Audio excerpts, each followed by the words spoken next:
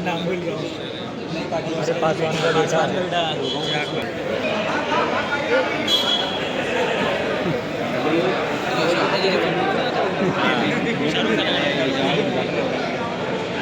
Read कर लो, बाकी सुबह दिखा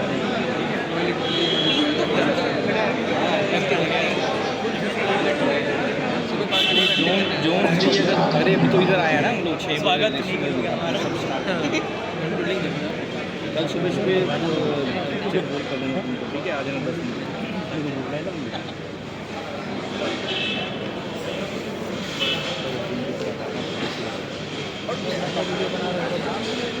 क्या आ गए? हेलो, अरे देख लो, चलो टीवी में देखते हैं। कौन गया साथ में?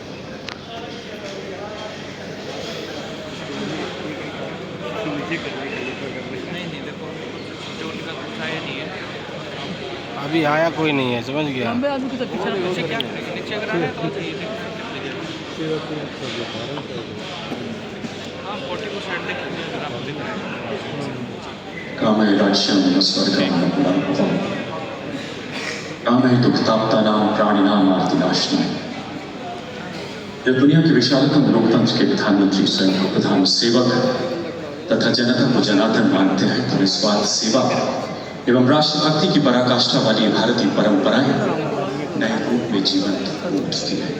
आइए सब सम्मान खड़े होकर करतल ध्वनि द्वारा अपना वंदन अभिनंदन माननीय प्रधानमंत्री जी तक पहुंचाएं। जोरदार तालियों के उद्घोष से माननीय प्रधानमंत्री जी का स्वागत करें।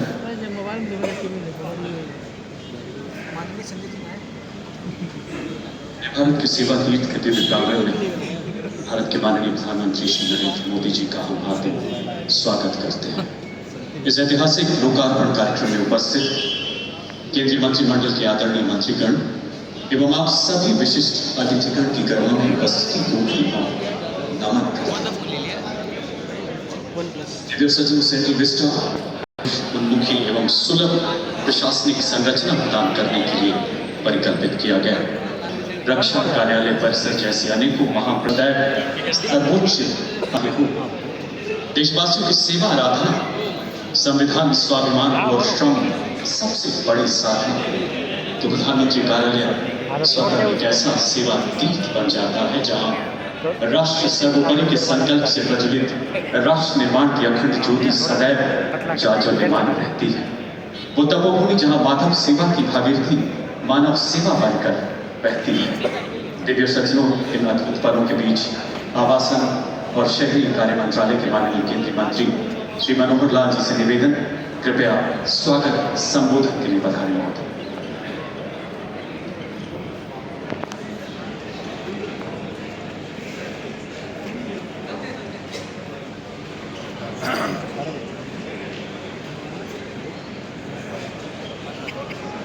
देश के प्रधानमंत्री आदरणीय नरेंद्र मोदी जी, केंद्रीय मंत्रिमंडल के सभी सम्मानीय मंत्रीगण, सभी उपस्थित सज्जनवृंद, आज एक पावन नीत और पवित्र अवसर, ये परिवर्तन का अवसर है। ये पल जिसके लिए हम सभी साक्षी बन रहे हैं, ये पल सालों में नहीं सदियों में कभी आता है और हम सबका सौभाग्य है कि हमें इस दिन का साक्षी बनने का और इस अवसर में सम्मिलित होने का मौका मिला है। माननीय प्रधानमंत्री जी, मैं आज के इस अवसर पर इस ऐतिहासिक नवनिर्माण सेवा तीर्थ के उद्घाटन की आपको बधाई देता हूँ, शुभकामनाएं देता हूँ।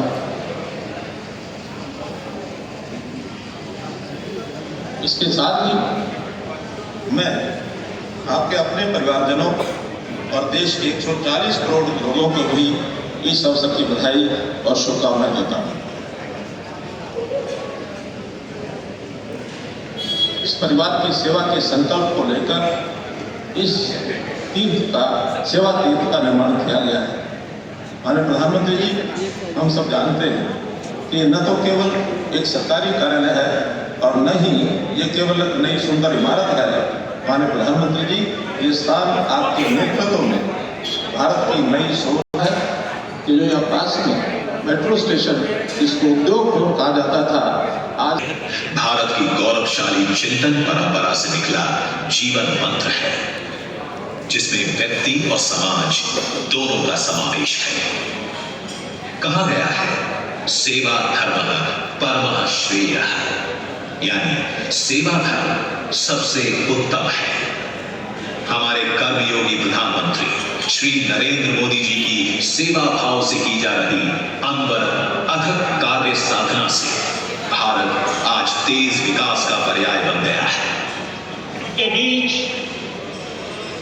प्रधानमंत्री के रूप में नहीं, प्रधान सेवक के रूप में उपस्थित हो। बीते 11.5 वर्षों में देश लगातार आधुनिक राष्ट्र के निर्माण से जुड़ी उपलब्धियों का साक्षी बन रहा है। राजधानी दिल्ली भी इस अभूतपूर्व परिवर्तन की भागीदार बन रही है। माननीय प्रधानमंत्री जी के राजभाव की जगह सेवा भाव और सुशासन के संकल्प का प्रतीक है नया सेवा तीर्थ परिसर। अब तक प्रधानमंत्री कार्यालय, कैबिनेट सचिवालय, राष्ट्रीय सुरक्षा सचिवालय परिषद अलग अलग जगहों पर थे। सेवा तीर्थ परिसर में प्रधानमंत्री कार्यालय, मंत्रिमंडल सचिवालय और राष्ट्रीय सुरक्षा परिषद सचिवालय समन्वय और सामंजस्य से कार्य करेंगे, और जिसका आदर्श वाक्य है नागरिक देवो भव, यानी सेवा का मंदिर, जहां सामान्य नागरिक ही देव की तरह पूज्य है। सेवा तीर्थ लोक कल्याण को समर्पित भारतीय लोकतंत्र का नव तीर्थ है, जहां फैसले नेशन फर्स्ट, सिटीजन फर्स्ट के विजन से ही होंगे। सेवा तीर्थ जहां काम करने वाले सरकारी कर्मी केवल नौकरी के लिए नहीं, अपितु सेवा परमो धर्मः के मंत्र के साथ। इनमें से कर्तव्य भवन 3 राष्ट्र को समर्पित किया जा चुका है, और आज माननीय प्रधानमंत्री जी द्वारा कर्तव्य भवन 1 एवं 2 का लोकार्पण किया। प्रधानमंत्री जी के इस दूरदर्शी निर्णय से निकट भविष्य में लगभग 60,000 कर्मचारी कर्तव्य पथ पर स्थित नए कर्तव्य भवनों में कार्य करेंगे, जिससे दक्षता बढ़ेगी, निर्णय प्रक्रिया तेज होगी और जन सेवा सुगम बनेगी। सेवा तीर्थ वो परिसर है जहां से विकसित भारत की दिशा तय होगी। सेवा तीर्थ, सेवा ही संकल्प।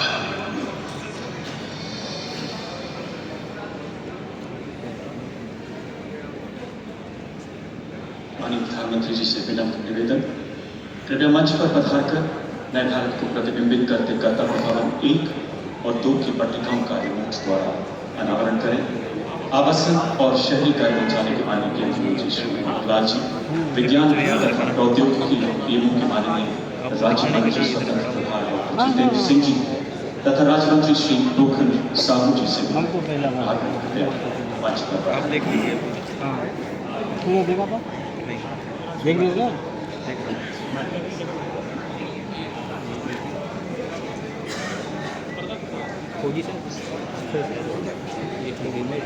सेवा थोड़ा सा इधर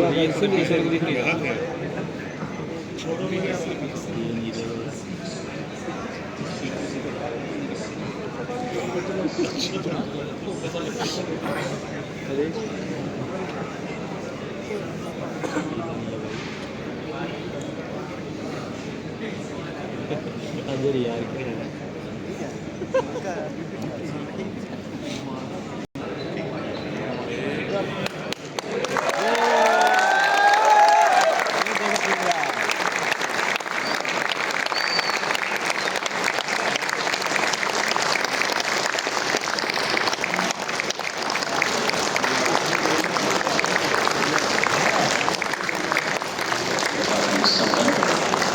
आइए हम तालियों के जयघोष से पदों का अभिवादन करें। इतिहास के इस गौरवशाली अध्याय को समेटते हुए आज यहाँ सेवा तीर्थ स्मारक डाक टिकट एवं सिक्का भी जारी किया जा रहा है। माननीय प्रधानमंत्री जी से विनम्र अनुरोध, कृपया स्मारक डाक टिकट का विमोचन करेंगे।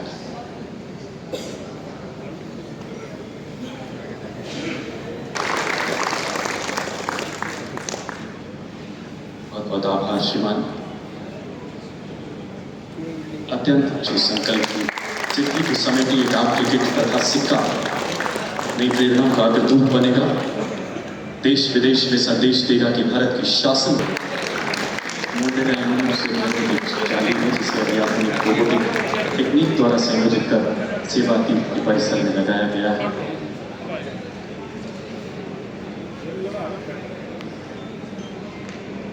आइए आप सबकी कर्तव्य होने के बीच हमारे प्रेरणा पुरुष माननीय प्रधानमंत्री जी से आग्रह करें कि अपने ओजस्वी विचारों से हमारा मार्गदर्शन करें, अपने वचनों से इस युग प्रवर्तक पलों को और दिव्य बनाए।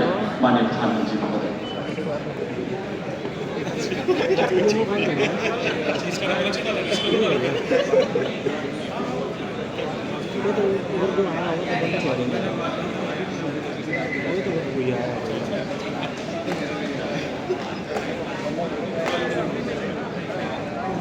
आवाज़ गायब हो गया।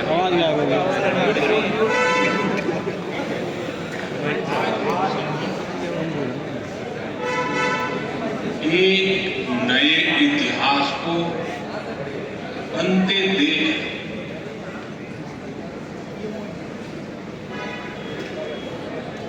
आज बहुत आदमी मिल गया। विक्रम संवत 2082 फाल्गुन कृष्ण पक्ष विजया एकादशी,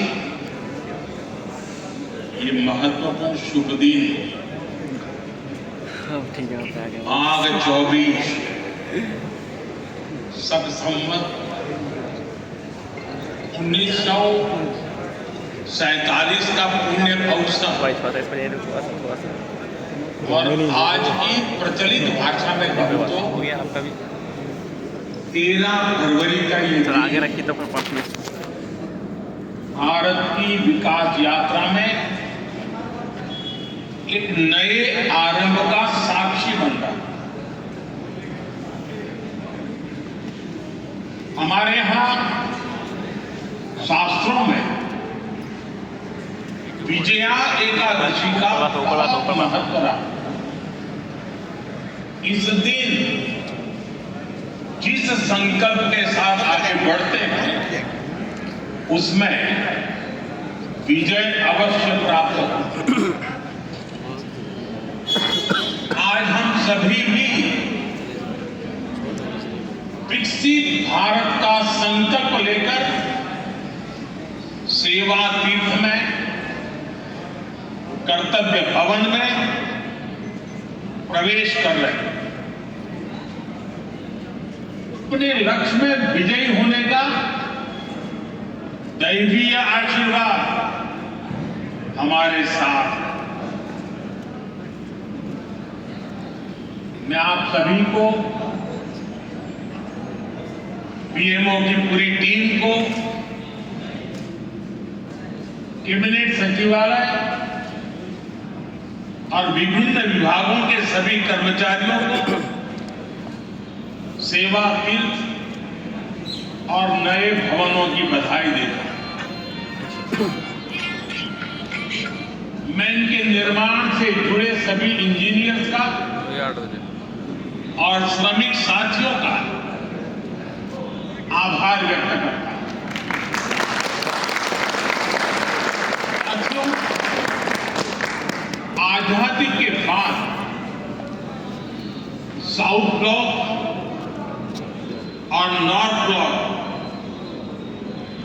जैसी इमारतों से देश के लिए अनेक अहम हुए नीतियां बनी, लेकिन ये भी सच है